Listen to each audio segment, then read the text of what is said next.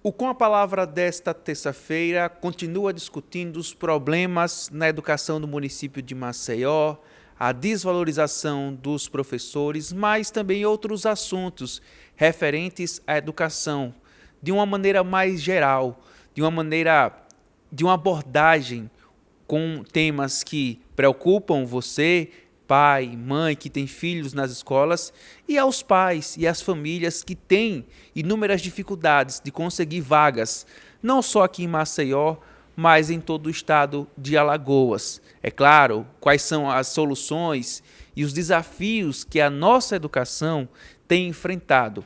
E a gente vai conversar na edição do Com a Palavra desta terça-feira com uma professora, membro do Sinteal, integrante do sindicato, de um dos sindicatos mais atuantes e mais fortes do nosso estado, a professora Girlene Lázaro, que é secretária adjunta de Assuntos Educacionais do Sinteal, vai falar com a gente a partir de agora, nessa edição especial do Com a Palavra, primeiro, sobre essa discussão da educação aqui no município de Maceió, os assuntos que tem levado, que o Sinteal tem levado à tona para que a sociedade, para que a imprensa possa refletir.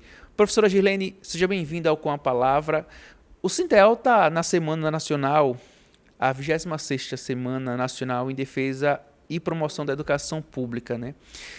Antes de entrar nesses assuntos mais espinhosos sobre a nossa educação, eu queria que a senhora falasse aqui no Com a Palavra, iniciasse falando o que significa essa semana e o que é que ela está discutindo aqui em Maceió especificamente. Seja bem-vinda. Obrigada, quero agradecer o convite e a oportunidade de a gente estar trazendo essa discussão da educação para a sociedade. Iniciar a dizer que a nossa confederação, que é a CNTE, é a Confederação Nacional de Trabalhadoras e Trabalhadores de Educação, a qual o Sinteal é filiado, então cada estado tem o seu sindicato que forma a CNTE. Há 26 anos, a nossa confederação promove a Semana Nacional em Defesa e Promoção da Educação Pública e traz os temas que envolvem o dia a dia da educação nos municípios, no estado e no país, porque tem políticas que são definidas no Congresso Nacional. Então, esse ano a gente está realizando a 26ª. A 26ª semana, esse ano de 2025, justamente para que a gente aborde junto à sociedade, aos trabalhadores da educação, aos estudantes, aos gestores, a situação da educação. Esse ano o tema da semana é a escola pública não é negócio, é um direito, porque a educação é um direito constitucional, né? Subjetivo, constitucional, e que hoje a gente vivencia uma realidade, tanto em estados como nos municípios, uma realidade onde a gente tem um grande número de estudantes fora da escola. E por que isso? Né? Quais são os fatores que estão levando? Então, nessa semana, a gente elenca uma série de questões para discutir, como a desvalorização dos trabalhadores da educação, como a precarização que hoje reina nas redes públicas, com as iniciativas público-privado, que alguns estados já têm bem mais avançado no sentido de vender escola, por isso uma campanha dentro da semana, que é Não Venda a Minha Escola, porque alguns estados já estão fazendo, inclusive, leilões com empresas para assumirem as escolas,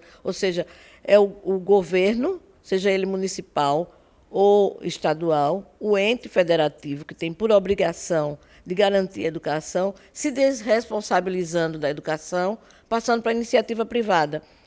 Então, nós temos várias questões sobre isso. São os governos municipais e estaduais que passam anos e anos sem fazer concurso público. Isso desmantela a rede, né, porque precariza. São profissionais que estão ali precarizados, sem ter direito a um salário digno, sem ter direito a uma carreira, e sem ter direito aos benefícios que tem um professor, uma professora, um funcionário de escola concursado. Por isso, também, nessa semana, a gente está lançando a campanha nacional por concurso público para professores e para funcionários de escola. Então, é uma semana para chamar a atenção e promover, dizer que a escola pública é um direito, a gente tem que cuidar, investir e fazer com que o processo educacional seja um processo de qualidade. com gestão democrática, com financiamento voltado para a educação pública. Então, a gente trata de todas essas questões. E levanta uma preocupação grande, né, não só com a condição da escola, mas com a desvalorização crescente dos profissionais da educação. Inclusive, a gente tem uma discussão, que eu sei que você vai me perguntar, né, sobre o que nós estamos chamando de apagão docente. Isso não é uma coisa local, é uma coisa mundial, então, havendo uma grande preocupação, essa desistência do cargo de docente. Por que será? Por que é que os estudantes do ensino médio não se interessam por cursos de licenciatura? O que faz com que eles não procurem curso, mesmo gostando, mesmo dizendo que é uma profissão que deve ser valorizada, mas não se interessam? O que leva a esses adolescentes a não procurarem um curso de licenciatura? É a desvalorização? O que é que nós estamos lidando com toda essa frente que chega, né, e, às vezes, as pessoas não percebem, né, no interior da escola, que está sendo precarizada a escola. Ou seja, dentro desse projeto neoliberal que nós vivemos, né, o capitalismo ainda está muito... ele sofre algumas quedas, mas ele não está morto. Então, o que é que o neoliberalismo provoca? O Estado mínimo, ou seja, quanto menos se investir no público, melhor. E, com isso, qual é a estratégia que tem sido aplicada? Se desvaloriza a escola, diz que a escola pública, no caso, se diz ou se propagandeia que a escola pública não funciona, não atende mais à sociedade, desvaloriza os profissionais, quebram a autonomia dos profissionais de magistério e começam a fazer com que pacotes prontos de empresas, de fundações privadas sejam comprados com recurso público. Então, o dinheiro que é público da educação está indo para essas iniciativas. E aí vem pacotes prontos, impostos dentro da escola, e olha para nós, professoras e professores, e diz: agora você vai ter que seguir isso. Ou seja, o que eu estudei, o que eu me aperfeiçoei, o que eu investi na minha formação, não me adianta mais para estar trabalhando na sala de aula. Agora vem alguém com um pacote pronto de uma fundação ou de um instituto privado que nunca esteve no chão da escola pública, a dizer: você agora tem que fazer desse jeito. É preencher aqui, aqui, aqui, e tem que fazer desse jeito. Ou seja, fazer com que a escola atenda ao mercado. Simplesmente, não pensar na formação do cidadão integral, que ele tenha um conhecimento, que ele tenha a possibilidade de avançar e definir o seu futuro, se quer dar continuidade aos seus estudos na universidade, na educação profissional. Não. É fazer o que o mercado quer. Eu quero mão de obra barata, então só precisa disso para ele. Esse desmonte que é feito nas escolas públicas, e a senhora, o Sinteal, como é que tem visto isso em âmbito alagoano, em âmbito nacional? Porque essa preocupação, esse fenômeno mundial, que eu acredito que tenha sido mais agressivo depois do fenômeno da pandemia, né? Dos ensinos à distância, do ensino remoto, hoje está muito em alta, paz. A gente percebe algumas famílias defendendo hoje o homeschool, né, como uma metodologia, e o homeschool traz, de fato, o aprendizado que o aluno precisa. Precisa dentro da escola. A senhora defende o homeschool? O que a senhora acha? Com certeza sou contra.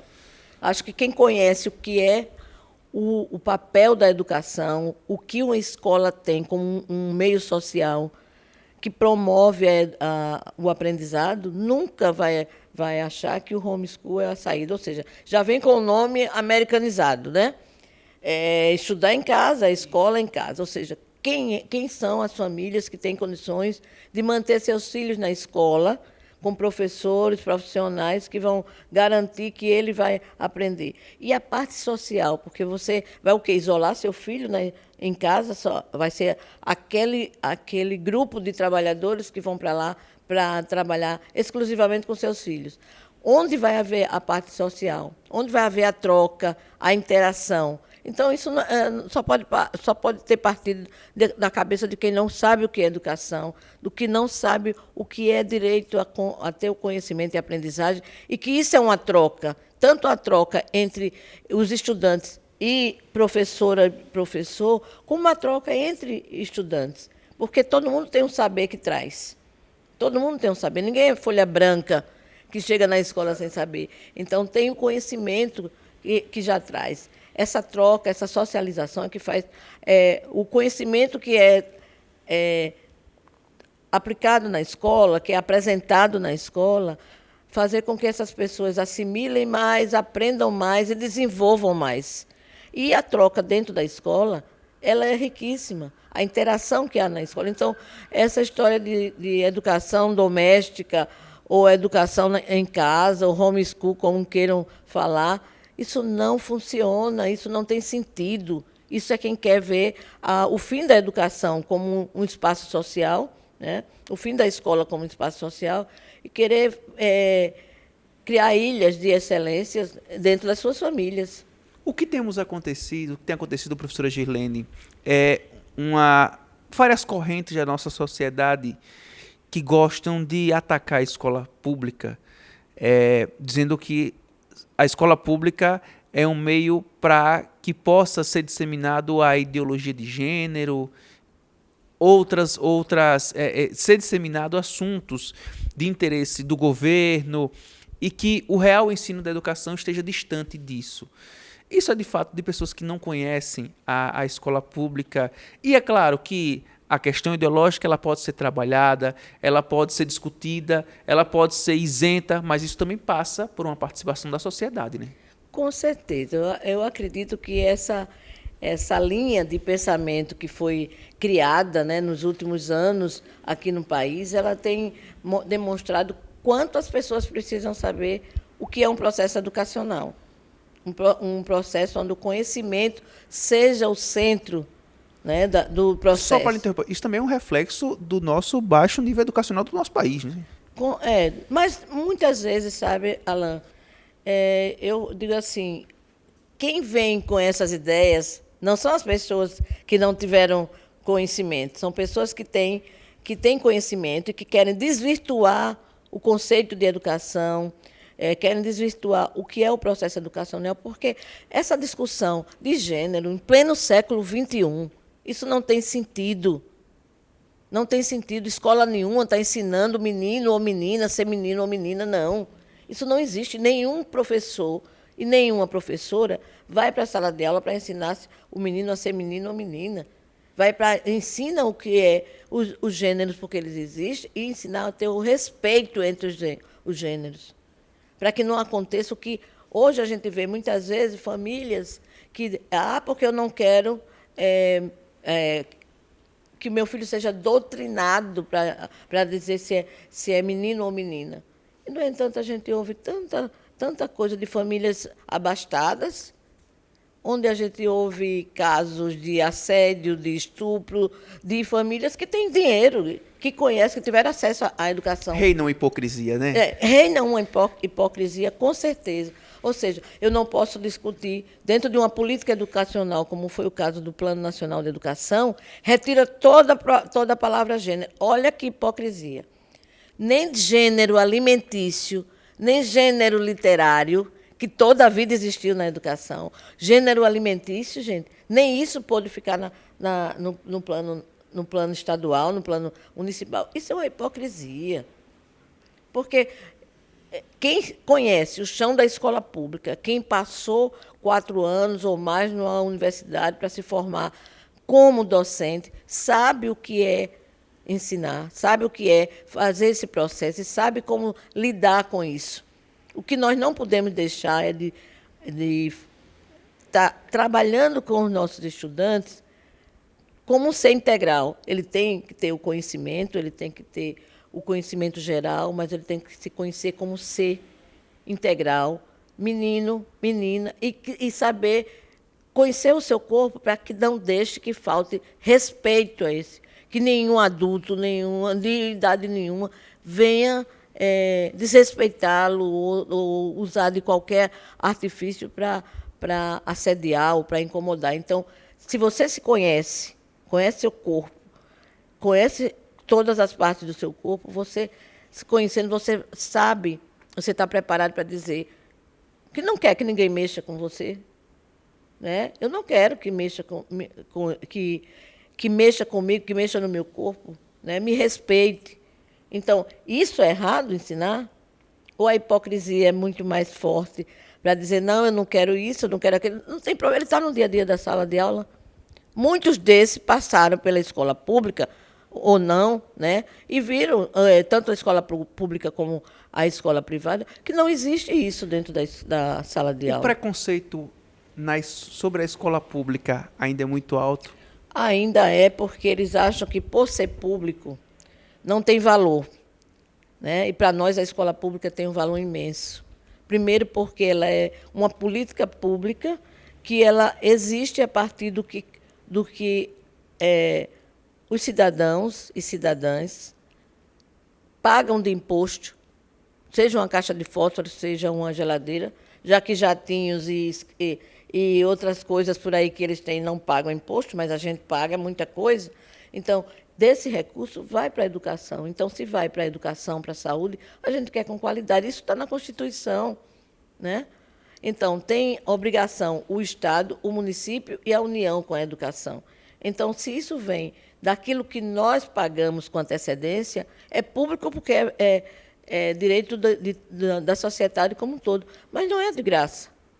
Nós pagamos antecipadamente quando pagamos impostos. Então, a gente quer qualidade. Quando a gente pede condições de trabalho, salas de aula climatizadas, transporte para os alunos decente, não como está agora no município e no Estado também, né, em menos escala, mas também tem seus problemas, transporte, merenda, os recursos sendo aplicados na educação, com pagamento valorizado dos seus trabalhadores e com recursos para o MDE, que a gente diz que é a manutenção e desenvolvimento do ensino.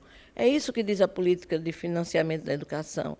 Então, quando a gente diz essas questões têm que ser tratadas, a gente quer, porque a gente acredita na escola pública, a gente sabe que a escola é um espaço mais adequado para se viver ou praticar a democracia, a gente quer uma escola com a gestão democrática, né? A gente quer professor e funcionário valorizado com concurso público para entrar, com planos de carreira sendo respeitado, com piso salarial respeitado, porque existe a lei para o magistério por enquanto, mas a gente está na boca de aprovar um PL para também criar o piso dos funcionários de escola, que a escola não vive só com o professor, né? Tem a merendeira, tem o vigia, tem o motorista, tem o agente administrativo, tem o secretário escolar, tem a SD, que é auxiliar de serviço diverso, porque isso é um conjunto. E há uma diferença entre esses funcionários e quem trabalha numa repartição administrativa, porque eles vivem o dia a dia da formação desses alunos e contribuem para a formação. Então, eles também são educadores na sua função.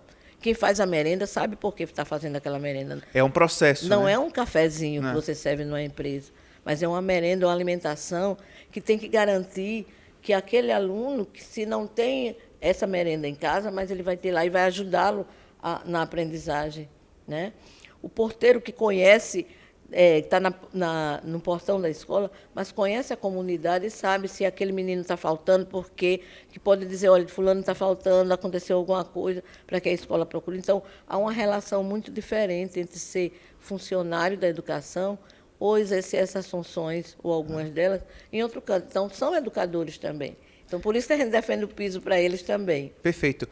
Professora Girlene, a gente vai para um rápido intervalo e a gente volta. Esse primeiro bloco foi bem extenso, né? A gente falando sobre essa problemática da escola pública, esse tema que é discutido, a escola pública não é negócio, é um direito que o Sintel tem participado aqui nessa 26ª Semana Nacional de Defesa e Promoção da Educação Pública. E a gente volta no segundo bloco do Com a Palavra para continuar esse bate-papo com a professora Girlene e falar dos problemas que têm acontecido aqui em âmbito estadual e municipal. Maceió tem sido assunto por conta da crise na educação, na gestão do prefeito JHC. A gente vai para um rápido intervalo e a gente volta daqui a pouquinho no segundo bloco do Com a Palavra.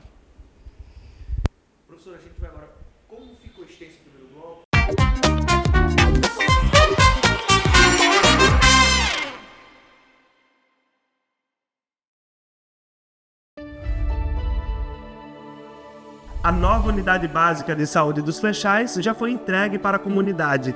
Ela vai oferecer serviços de prevenção, diagnóstico e tratamento. A construção de 390 metros quadrados, localizada na ladeira Professor Benedito Silva, seguiu todos os critérios do Ministério da Saúde. O imóvel conta com paredes e telhados termoacústicos, rampas, piso tátil e espaços adaptados para pessoas com deficiência. A UBS também está equipada com mais de 200 itens de mobiliário, como camas hospitalares, cadeiras odontológicas e refrigeradores. Essas e outras ações fazem parte do Projeto Flechais, que tem como objetivo reverter o ilhamento socioeconômico da região.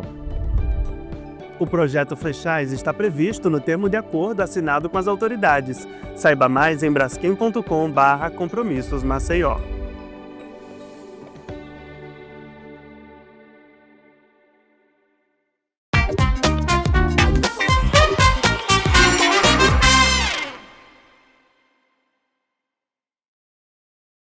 Nós estamos de volta no segundo bloco do programa Com a Palavra, nesta terça-feira. Toda terça, um entrevistado do meio político, discutindo vários assuntos, como nesta edição a gente traz novamente à tona os problemas da educação em Maceió, os problemas que o prefeito JHC tem deixado de encontrar soluções na política nacional de educação aqui do município de Maceió e também alguns outros assuntos importantes, como foram destacados no primeiro bloco, né? A precarização hoje do ensino público, essa iniciativa do governo em querer trazer para a escola, transformar a escola em uma escola privatizar esse ensino, essa ideia que tem acontecido, esse fenômeno mundial e também a desvalorização dos profissionais da educação, que acaba resultando no ensino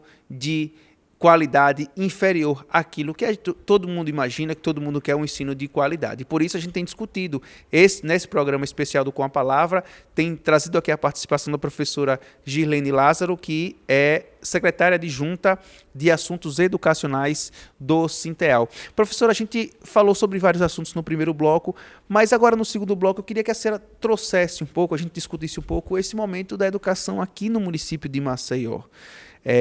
O município de Maceió, essa nova gestão do prefeito JHC, tem enfrentado uma série de problemas na educação, seja no transporte escolar, seja na precariedade de escolas, no déficit de alunos, né? Há uma estimativa, há estudos que indicam que aqui em Maceió, mais de 50 mil alunos estavam fora da sala de aula.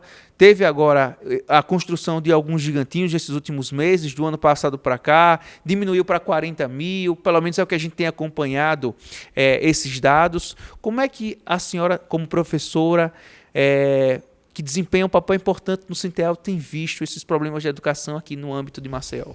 É verdade. Para começo, nós que fazemos o Sinteal, desde que iniciamos, que nós temos como princípio, né, organizar os trabalhadores da educação pública, tanto da rede municipal, das redes municipais, como da rede estadual, como também defender a escola pública como princípio, porque nós acreditamos que esse é um espaço de direito, né, da sociedade, para ter acesso ao conhecimento. Então, a busca por uma escola de qualidade vem desde o seu nascedouro, enquanto sindicato, né, em todas as gestões. E o que a gente vem observando na gestão municipal é que houve um certo, como é que a gente pode dizer, desresponsabilização mesmo do gestor com a educação, porque você vê, a gente tem um grande número de professores e professoras contratadas, estagiários, né? Porque aí tem agora o termo estagiário, abre-se estágio, e aquele estagiário substitui um profissional. Estagiário é uma coisa, profissional é outra. Isso compromete a qualidade da educação. Na questão de concursos públicos para renovar o quadro, ora, todo ano tem profissionais que se aposentam, tem profissionais que se ausentam, tiram licença, então é preciso ter um quadro organizado. E para ter um quadro organizado, a gente precisa ter concurso público, permanentemente.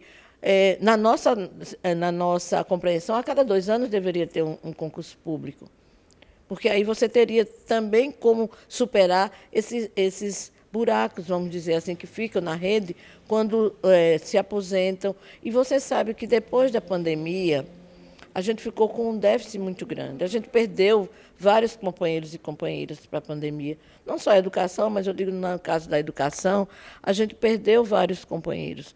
Então, é preciso estar atento a essa organização, e até porque nós temos licenças médicas, temos aposentadorias, afastamentos, licenças sem vencimento, que alguns tiram. Então, é preciso que isso não chegue na escola e deixe esse espaço vazio para o aluno sem ter o profissional. Se tem concurso público, isso vai garantindo, né?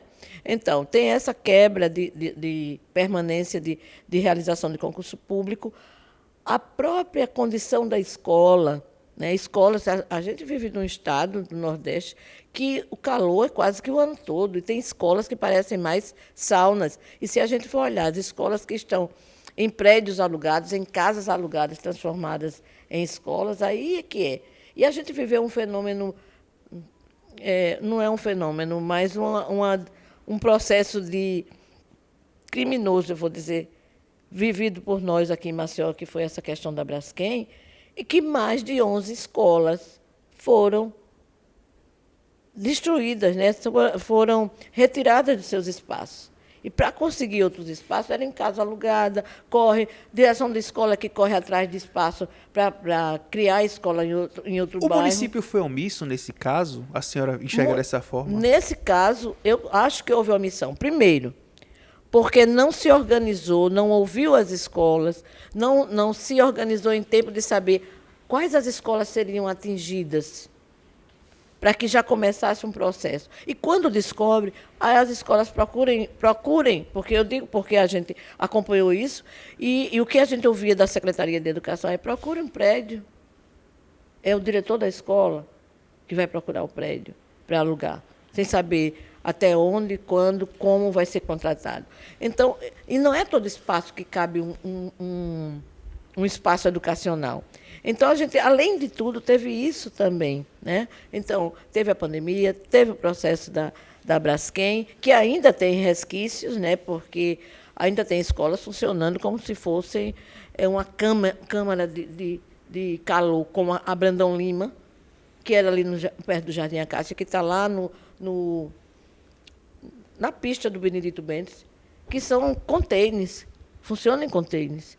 Não tem elevador. A criança com deficiência não pode estudar numa sala que fica lá em cima. A ausência da acessibilidade. Acessibilidade, né? Condições de trabalho, porque nós temos funcionário naquela escola que é cego, está lá na escola, mas não está. Ele não tem o que fazer. Ele chega na escola, já chega com dificuldade, né, porque a acessibilidade na rua também é terrível, e ele não tem como trabalhar, porque não tem nenhuma condição.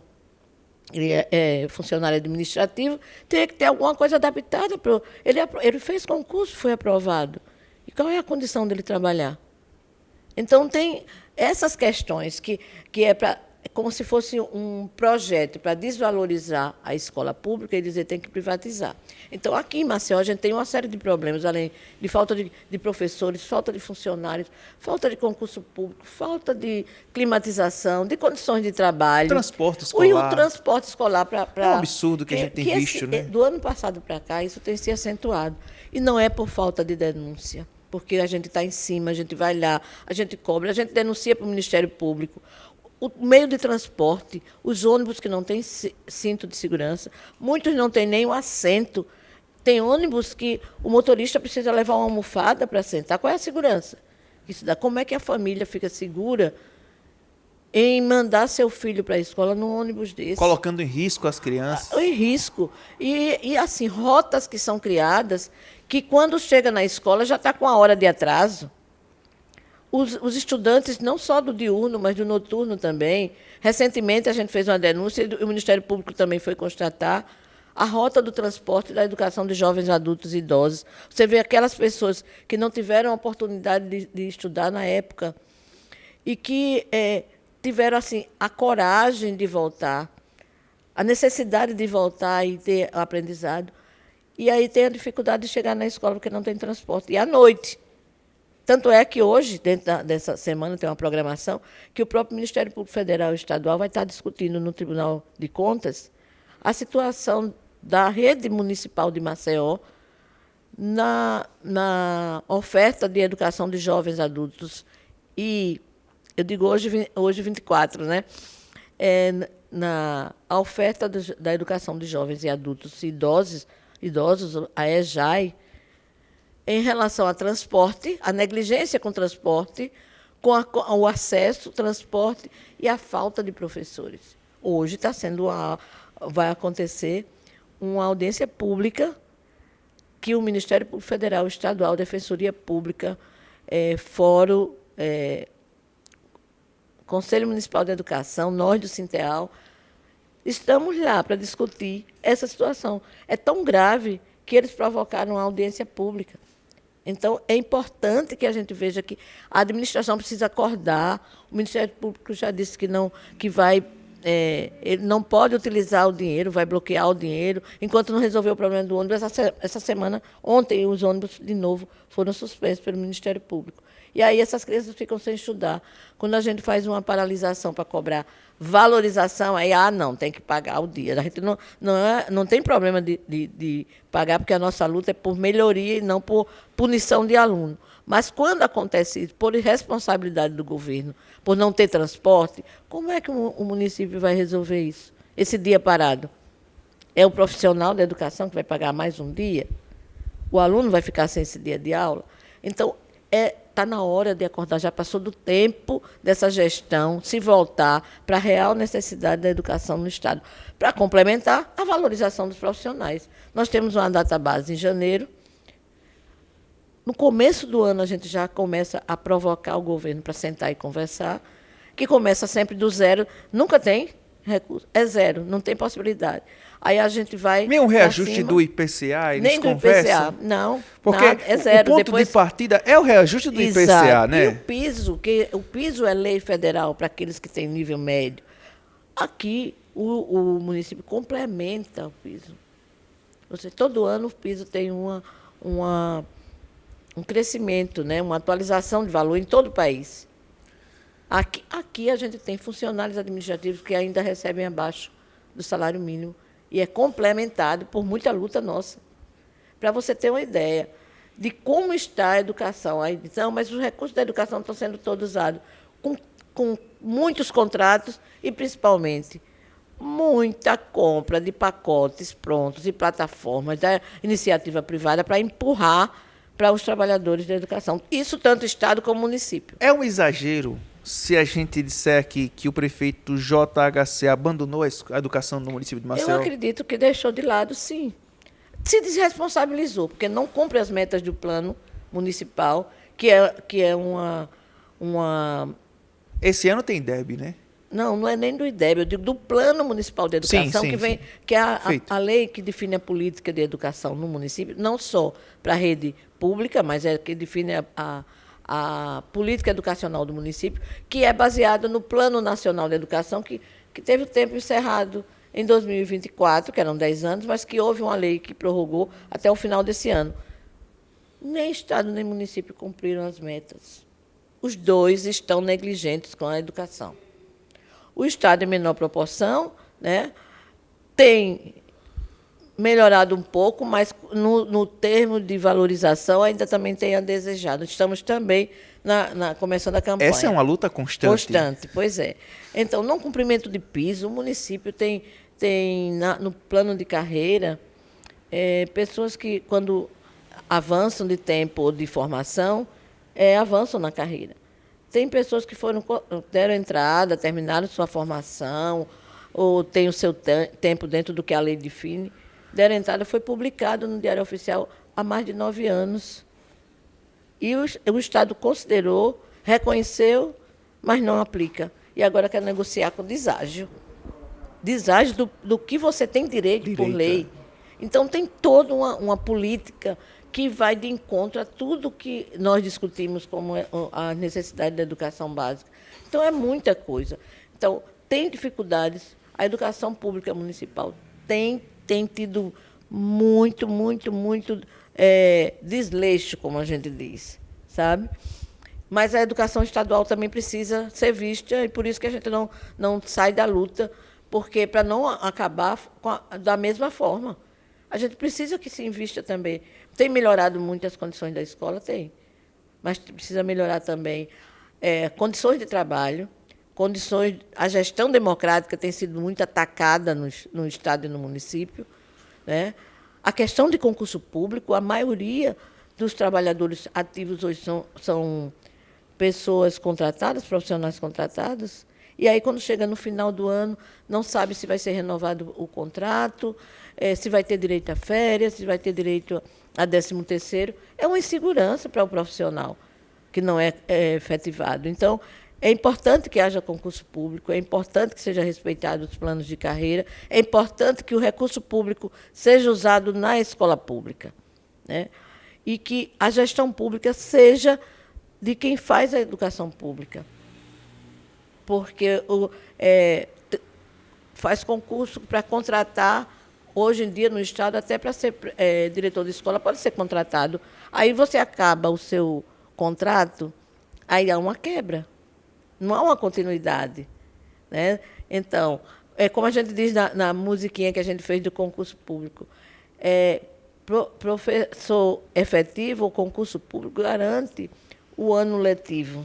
Porque você tem um professor todos os meses do ano, né? Você tem um funcionário todos os meses do ano. Então, assim, muita coisa a gente tem que estar discutindo, a gente apresenta propostas, mas não são levadas a sério. Outro dia a gente estava gravando recentemente a gente fez um programa especial com o Marcelo Beltrão, prefeito de Coruripe, presidente da AMA, que é um dos gestores reconhecidos aqui no estado de Alagoas como referência, preocupados na educação. E aí eu pergunto à senhora, falta mais gestores preocupados com o desenvolvimento da educação no nosso estado, no nosso município? A gente percebe prefeitos com outras preocupações, mas a educação, falta aquele gestor com um olhar diferenciado, com aquela sensibilidade para, de fato, promover aquilo que a educação necessita para ofertar isso às pessoas, aos jovens, esse direito tão importante? Falta esses gestores que tenham o mínimo de compreensão do que é educação, do que é educação pública, do que é gestão pública, porque quando é o período eleitoral, o discurso que a gente ouve nos palanques, prioridade é a educação, prioridade é valorizar trabalhadores. Então, esse é o discurso. Mas o que é que tem de essência nesse discurso? Que, quando eles são eleitos, não se materializa. Então, precisa, de fato, se aprofundar no que é educação, no que é educação pública, o que é o processo educacional, o quanto isso é importante para o desenvolvimento de qualquer município e do Estado. Parece que não tem essa visão de que a educação é uma estratégia, estratégica para o desenvolvimento, ou seja, é uma estratégia valiosíssima para o desenvolvimento. Se você não investe na educação, você vai ter pessoas que abandonam, você vai ter pessoas que não vão à frente, não. E quantos talentos a gente desenvolve, a gente descobre, aliás, dentro das salas de aula na escola pública. Quantos talentos estão se sobressaindo aí em todas as áreas, de robótica, da científica mesmo, descobrindo formas de resolver problemas até no semiárido, no sertão. São de experiência de alunos de escola pública. Que conhece a nossa realidade. Que conhece, que tem o saber, e que a escola está com as poucas condições, mas com o compromisso dos trabalhadores, está ajudando a alavancar e a fazer com que esses talentos possam sair. Então, tem que ter um olhar diferenciado para a educação, tem que gostar da educação pública, né? Tem que gostar, conhecer para gostar, porque muitos deles não conhecem, porque nunca estudaram na escola pública. Então, tem que conhecer e gostar para saber do que precisa e como fazer enquanto o seu tempo de gestor permitir, porque é ele quem tem a autoridade para isso, né? Ele que administra os recursos de impostos, que são os recursos públicos, que vão fazer com que essa política pública possa ser realizada. Então, é como se eu dissesse assim, quer ser gestor? faço uma capacitação para saber o que é gestão pública, educação pública, saúde pública, para saber como isso tem que chegar à sociedade. Como eu tenho que fazer para que isso chegue, né? Eu vou administrar esse espaço aqui. Eu preciso de gente, eu preciso de condições, né? E eu preciso de recursos para que eu possa aplicar, para que isso seja feito com qualidade. Porque se não for com essa compreensão, a gente vai continuar tendo muitos problemas. Professora Girlene. E a luta continua, né? A luta continua sempre. Professora Girlene, muito obrigado por nos receber aqui na sede do Sinteal, né? Mais uma vez bater esse papo importante no Com a Palavra, que é um programa que discute, e a gente sempre entrevista personagens do meio político, mas a gente também abre espaço para temas importantes, e a educação sempre vai ser uma prioridade, sempre vai ser o objeto de discussão, visando sempre aprimorá-la, né, ofertar, é um direito constitucional, como a senhora falou, assim como saúde, como outros direitos que nós, cidadãos, temos, mas o espaço está sempre aberto, né, aqui no Acta, para que a gente possa sempre abordar o tema. Fique à vontade e agradeço muito pela sua participação. Eu quero agradecer mais uma vez, né, pela oportunidade, pelo convite, principalmente no momento que a gente está discutindo essa questão, tanto com o Estado como o município, apresentando essas dificuldades, chamando atenção para essas dificuldades, e principalmente no momento que a gente vive a Semana Nacional da Educação, né, que é a semana de promoção, de defesa da escola pública, para que essa consciência de que a escola pública é um espaço privilegiado, precisa ser respeitado, precisa ser investido, precisa ser conhecido, para que a gente possa garantir esse direito ao maior número da população. Conversamos, portanto, obrigado, professora Girlene, com a professora Girlene Lázaro, que é secretária adjunta de Assuntos Educacionais do Sinteal, aqui em Alagoas, do Sindicato dos Trabalhadores da Rede. E também da CNTE. E também da direção do CNTE, que é a Confederação Nacional dos Trabalhadores em Educação. Gente, muito obrigado pela sua participação, pela sua audiência. Na próxima semana a gente volta com um novo entrevistado, sempre discutindo assuntos importantes e também recebendo personagens do meio político alagoano, de Maceió, falando dos nossos problemas e discutindo políticas públicas, assuntos de seu interesse aqui no Com a Palavra. Um forte abraço e até a próxima edição. Foi bom.